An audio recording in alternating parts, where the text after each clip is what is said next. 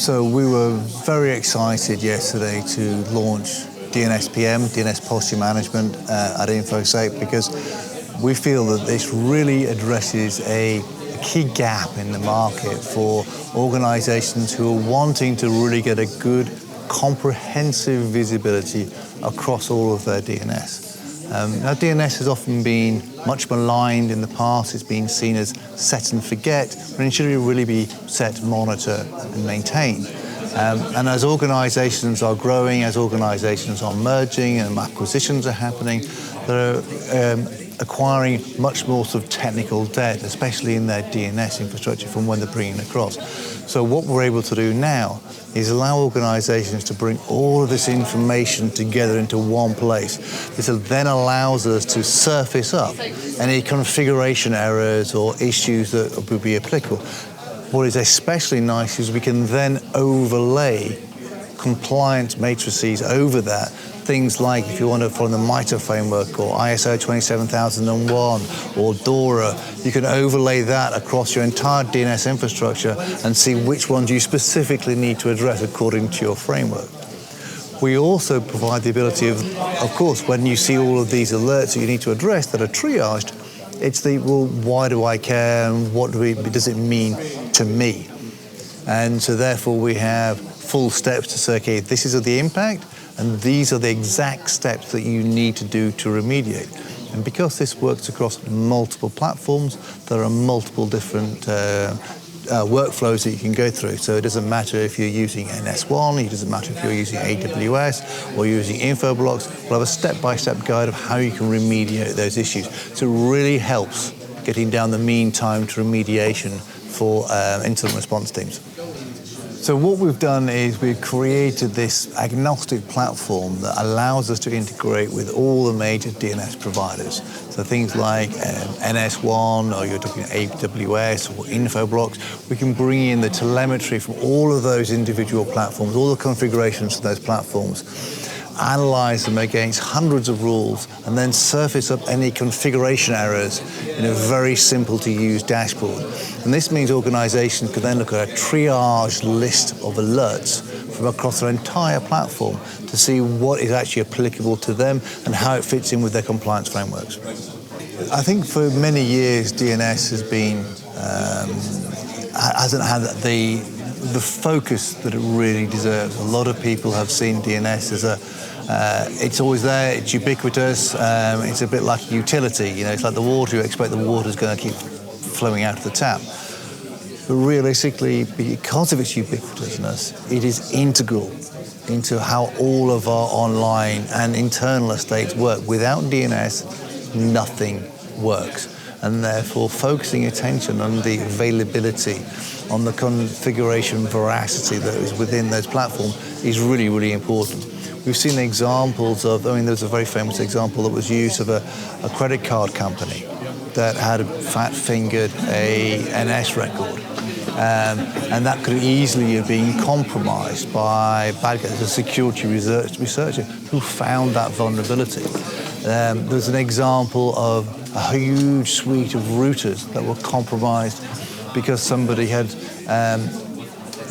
done the wrong switch on an SPF record in DNS. All of these things can be highlighted in advance because generally now the only way to find out these configuration errors is manually through each individual platform, and you have to go through and search for them. So what we've done now is to say, okay, you don't need to search for them manually. You don't have to have one person who's an expert. You can just turn it on, pull in all the information, and then that will surface up all the issues to get to the top. And then what we've done with that is we've then overlaid the corresponding certificates. So we'll talk to the certificate authorities and pull down the certificates that relate to those domains to highlight issues such as expiring domains or expired domains as well, or domains that are using encryption that is too low, maybe it's 1024, it should be 2048-bit, all of those requirements as well.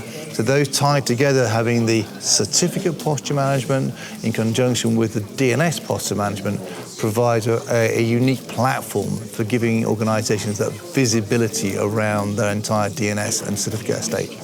We launched Firewall for AI, And this is a response to a requirement that businesses were talking about for a while now. Many organizations are eager to use LLMs in their infrastructure to benefit and to expedite a lot of the services within their processes. And one of the common ways to do that is through the chatbot that you have on the website. Commonly, this is just a very simple tree-based structure with 5 questions, and then you end up calling customer services anyway. The idea behind the LLMs and the chatbots is you now give them access to all of that data. The trouble is, though, of course, now you have an LLM chatbot exposed to the internet that can be abused.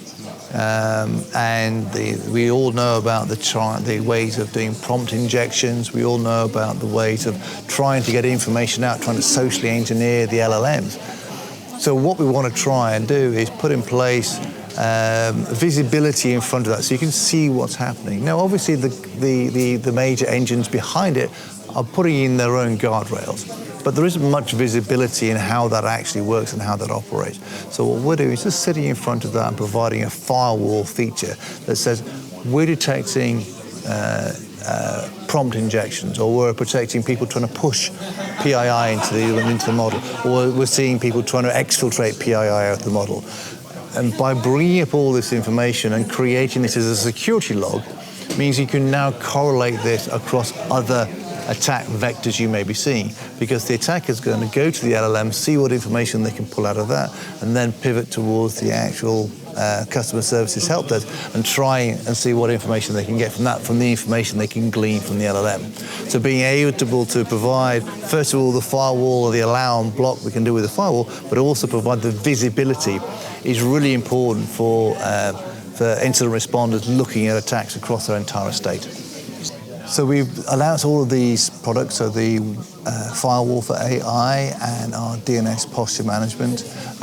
These are all available through the Akamai.com website. But we also cover a lot of additional telemetry from our global platform in what we call our State of the Internet reports, which are akamai.com/SOTI.